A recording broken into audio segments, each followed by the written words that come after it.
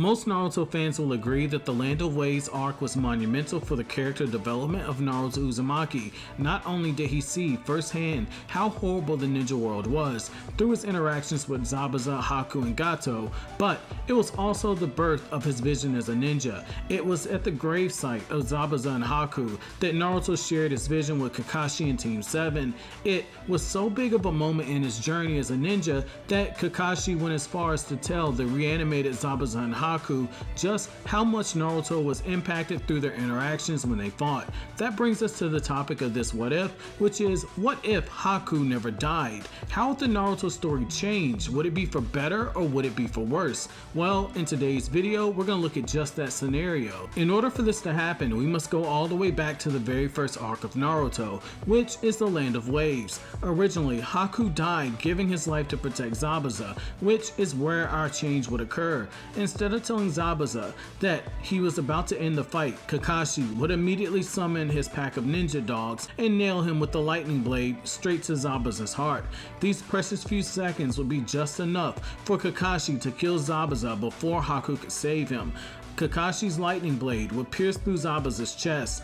Haku would arrive in just enough time to make eye contact with Zabuza, coughing up blood in his last moments. Zabuza would have a moment of clarity, just like he did when Naruto's speech caused him to shed tears. The moment the light faded from Zabuza's eyes, rage would boil inside of Haku. Kakashi would instantly be on guard as Haku prepared to fight. However, Gato would tap his cane as he arrived on the bridge, backed by his army of mercenaries. Hearing Gato call Zabuza useless would serve to further incite Haku. Before Haku could successfully rush Gato and his men, Kakashi would use his Sharingan's Eye of Insight to predict Haku's move and deliver a stern kick to Haku's chest. After turning to face Gato and his men, Kakashi will look over his shoulder at Haku as he spoke. "Zabuza told you to live.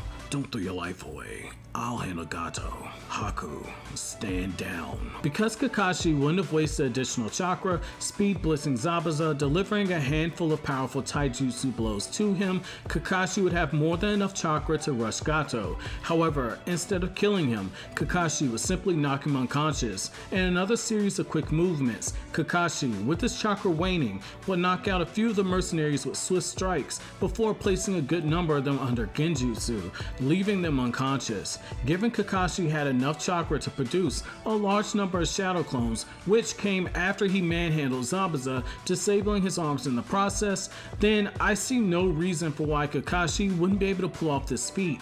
Being the ever-anxious, hyperactive, knuckleheaded ninja that he is, Naruto would begin to spam the Shadow Clone Jutsu. The remaining mercenaries would begin to have second doubts. After burying Zabuza, Kakashi would proposition Haku with returning back to Konoha with Team 7, telling him that Zabuza wanted him to live, and the best way to live would be to start his life over, free from mercenary life, having to look over his shoulder on a daily basis. He would point out that Haku really wasn't cut out for it, because if he was, he would have killed Naruto and Sasuke without a second thought. He would say that he suspected that Zabuza knew so as well, hence his dying words were to tell Haku just to go on with his life. Though doing so would be a risk, I believe that the third Hokage would allow Haku in the village. Having yet another Kekkei Genkai for Konoha would prove to be a valuable military asset. Given Haku's nature, I don't believe he'd be sent to the Anbu, though someone like Danzo would likely press this. Since you have to look at it from this perspective, Haku's heart wouldn't be able to handle the darkness that came with being in the Anbu. Instead, Haku would likely be assigned to a team where, after proving himself to the village, Haku would either be allowed to take the tuning exams as a part of a team, or a special exception would be made so Haku could take the exams alone. In my opinion, given Haku's skill set was easily above Genin and easily above Chunin, I believe he would be allowed to take the exams alone. Haku would easily pass the first exam because of his ice mirrors. During the Forest of Death, it could get more interesting. Haku taking the test alone could make him a target. It's for that reason I see two scenarios unfolding. In scenario 1, Haku steamrolls through the exams. This means that the preliminaries will still happen before we advance to the final round. This means that Sasuke would likely win his fight and be taken away by Kakashi to have his curse mark sealed. Where things get really interesting are the matches between the Sound Ninja and the Konoha Ninja that they fought. If Haku replaces one of them for their fight when everything is shuffled around, then this would lead to 3 possible matches for Haku. Haku fighting Shino, Haku fighting Shikamaru, or Haku fighting Choji. In my opinion, I could see Haku winning against any of these 3, though it would come with varying degrees of difficulty. In my opinion, I think that Haku would ultimately end up fighting Choji, which means that we could see a very deadly battle between Shino and Shikamaru. This fight would easily be one of the best in the Chunin exams.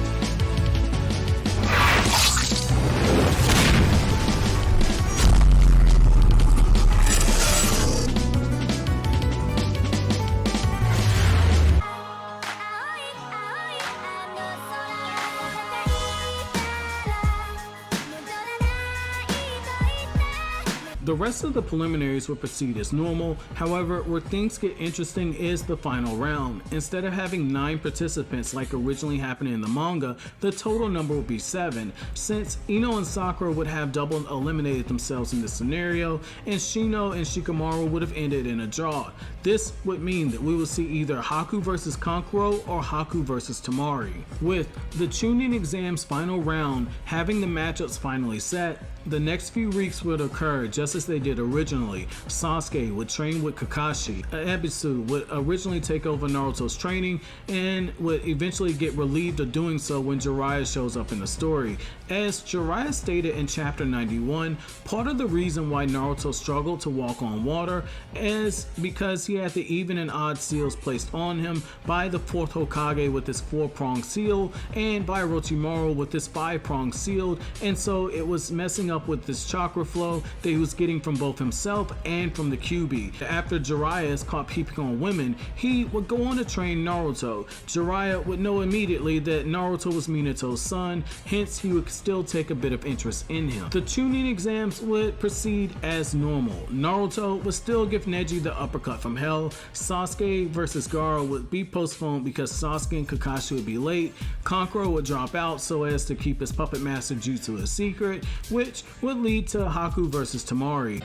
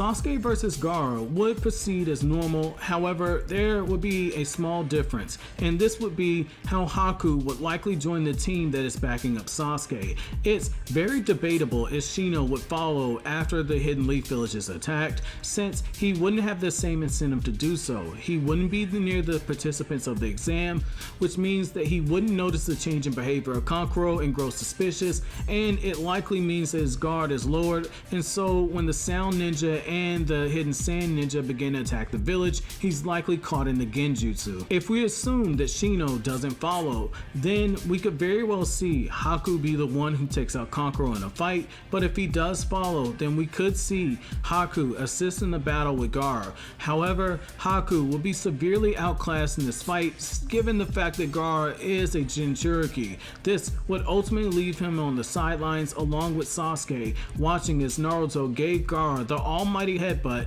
and proceeded to use his Talk no Jutsu on him. In the aftermath of all of this, not much would change to the timeline. Itachi will still come back to the village after the third Hokage dies, Tsunade will still be brought back to the village to be the fifth Hokage, as well as to heal Kakashi and Sasuke. Where things get really interesting is the Sasuke retrieval arc. I believe that Haku would have been promoted to a Chunin, which means that he would likely be the one assembling the team to go after Sasuke and not Shikamaru, who under this scenario would still be a Genin. Given that Tsunade said that Shikamaru could form a team with as many Genin as he saw fit, Haku would likely form a team of Naruto, Shikamaru, Neji, Kiba, Choji, as well as Shino. The reason I feel that Shino will be added is that someone like Haku is likely to see the value of Shino in a mission like this, where he can use his bugs to assist in scouting out an area much further ahead. The battles that follow will be slightly different. I do believe that Choji will still fight Jirobo, but I do believe that Shino would ultimately end up assisting either Neji or Kiba in their fight. Whoever Shino decides to aid, I don't believe that their fate will be as bad as it nearly was. Where there will be a major change will be the battle with Kimimaro. I believe that Haku might attempt to distract Kimimaro long enough for Naruto to take the container that Sasuke was inside of, but given how quickly the time passed between the first exchange between Kimimaro and when Sasuke finally broke out the container, I could see Sasuke taking off after he begins laughing right after Naruto grabs the container.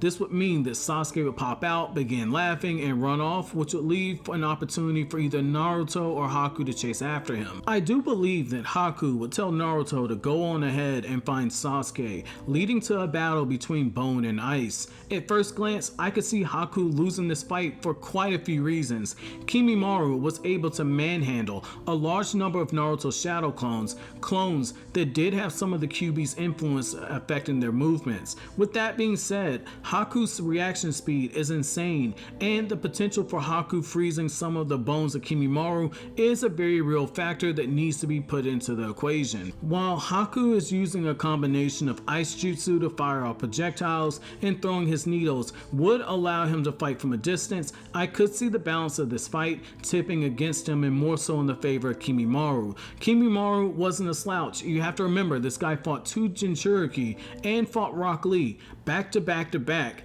and was in control of most of those fights. At one point, if Lee didn't show up to save him, Naruto would have been beheaded by Kimimaro in chapter 209 of the manga. Kimimaro even managed to tank back-to-back attacks by Gaara, including his Sand Avalanche Jutsu, which it should be noted is pretty damn impressive when you look at that feat. Eventually, at some point, Rock Lee would show up to assist Haku in this battle. This could be enough to level the playing field, at least for a brief period, especially when Lee begins drinking the sake that he thinks is his medicine. A drunken fist Lee and Haku would begin pushing Kimimaro to a stalemate, which would be when Gaara would show up. Kimimaro would go on to tank Gaara's attacks, as he did originally, though fighting at such an intense period for such a prolonged period of time might begin to wear down his weakened body even faster, because you have to remember that Kimimaro's body was dying on him. Going into his curse-marked state, Kimimaro will pull out his spinal cord, using it as a weapon as he began to push the 3-man team backwards. Eventually, Gaara would still find a way to bury him under 200 meters waters of pressurized sand, and Kimimaro would still attempt to have one final attack before he died. From here, not much would change. Naruto would still lose to Sasuke at the Valley of the End, which would lead to Sasuke joining Orochimaru. And that's where we're gonna leave the end of part 1 of What If Haku Never Died. For those of you guys who want to see part 2 is gonna be getting uploaded tomorrow. And as a bit of an announcement, one of the videos where I gave you guys a like goal was What If Naruto Marries Sakura part 2. That one has hit the like goal, so we will be getting part 3. I am going to be having that one edited. And just as one final update, I have to say that What If Naruto Masters the 8 Inner Gates is being worked on now, so I thank you for your patience for that. That's going to be so worth it, I promise you guys. But as always, guys, if you like anything I had to say, don't forget to comment, rate, subscribe, and share. Thank you so much for watching all the way to the end. Have an awesome day, guys.